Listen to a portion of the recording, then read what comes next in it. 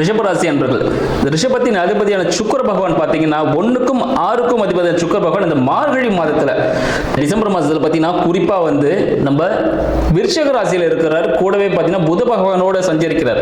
அப்போ இந்த காலகட்டத்தில் என்ன நடக்கும் அப்படின்னு பார்த்தீங்கன்னா, இதுவரை இருந்த பிரச்சனைகள் ரிஷபராசி இந்த முன்னாடி இந்த காலகட்டத்தில் நிறைய கஷ்டத்தை அனுபவிச்சிருப்பீங்க.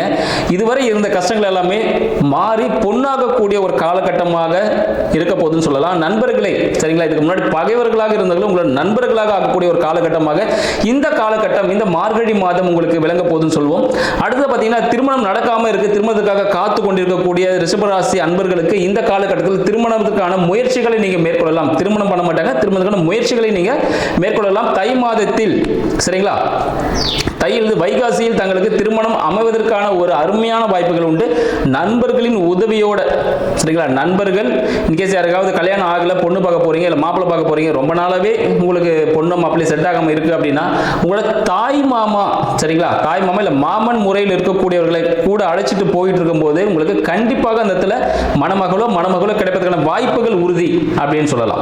ஏன்னா கூடவே புதன் இருக்கிறார். ஸோ அதனால பார்த்தீங்கன்னா நீங்க கண்டிப்பா வந்து கூட வெங்கடேஷ் அப்படின்ற ஒரு பேரை கொண்டவர், ஸோ அவரை நீங்க இருந்தார் உங்க ஃபேமிலியில் கண்டிப்பா அவர் கூட்டு போங்க. நண்பராக இருந்தாலும் பரவாயில்ல, வெங்கடேஷ் இருக்காரா கூட கூட்டு போனீங்கன்னா கண்டிப்பா உங்களுக்கு கல்யாணம் ஆயிடும். யாரெல்லாம் ரொம்ப நாளாக கல்யாணம் ஆகாம தவிச்சிட்டு இருக்கீங்களோ உங்களுக்கெல்லாம் கல்யாணம் ஆகக்கூடிய ஒரு வாய்ப்பாக உண்டு. இன்கேஸ் தொழில் துறையில், சரிங்களா, புதுசா நீங்க ஒரு பிசினஸ் ஆரம்பிக்கிறீங்க, ஒரு கூட்டு தொழில் ஆரம்பிக்கக்கூடிய ஒரு யோசனையில் இருக்கீங்கன்னாக்க நீங்க கண்டிப்பாக கூட்டு தொழில் ஆரம்பிக்கலாம். இந்த காலகட்டம் உங்களுக்கு சாதகமான ஒரு காலகட்டமாக இந்த காலகட்டம் இருக்குன்னு சொல்லலாம்.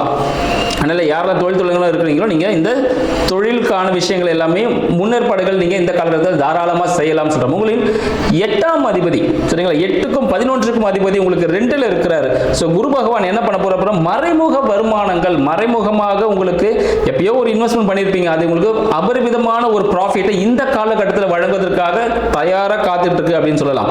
ஸோ மறைமுகமான வருமானங்கள் தங்களுக்கு கிடைப்பதற்கான வழிகள் உண்டு.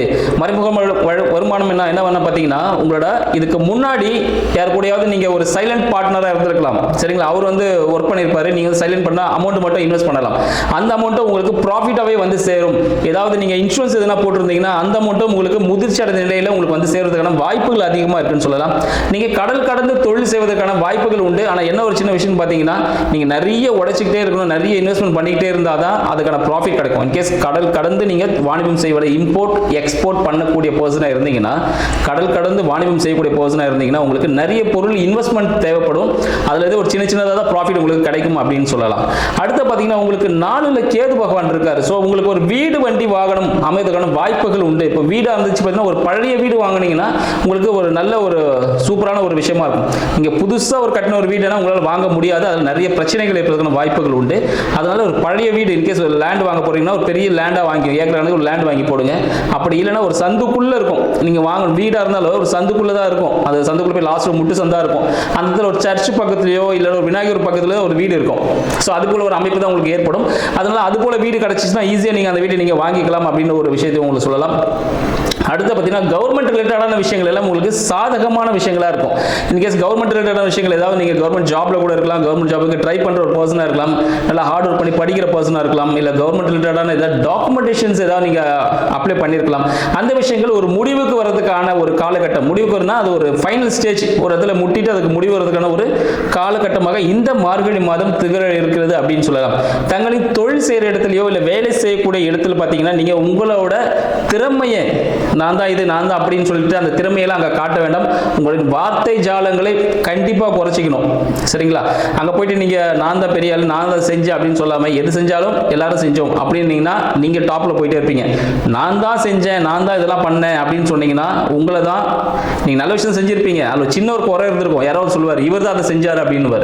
அதனால வார்த்தைகளில் மிக மிக கவனம் தேவை, சரிங்களா. வேலை செய்யக்கூடிய இடத்துல பார்த்தீங்கன்னா உங்களோட டேலண்ட் காட்டுறேன்னு சொல்லிட்டு உங்களோட ஃபுல் எனர்ஜியை போட்டு அங்க பெருசா பண்ணணும்னு நினைச்சு பண்ணாதீங்க, அது சொதப்பலான ஒரு விஷயமாவே முடியும், கெட்ட பேர் வேற கிடைக்கும் அவ்வளவு ஒர்க் அவுட் பண்ணிட்டு. அதனால பெருசாலாம் ட்ரை பண்ண வேண்டாம், நார்மல் ஆவரேஜா என்ன வேலை செய்வோமோ அந்த வேலை செஞ்சுட்டே வந்தீங்கன்னா வாழ்க்கையில் நீங்க வெற்றி பெறுவதற்கான வாய்ப்புகள் உண்டு. போட்டித் தேர்வுகள் யாராவது எழுத போறீங்க அப்படின்னு பாத்தீங்கன்னா அந்த மாணவர்களுக்காக போட்டித் தேர்வுகள் வெற்றி பெறுவதற்கான வாய்ப்புகள் ரிஷபராசி என்பதற்கு இந்த காலகட்டம் இருக்கு அப்படின்னு சொல்லலாம்.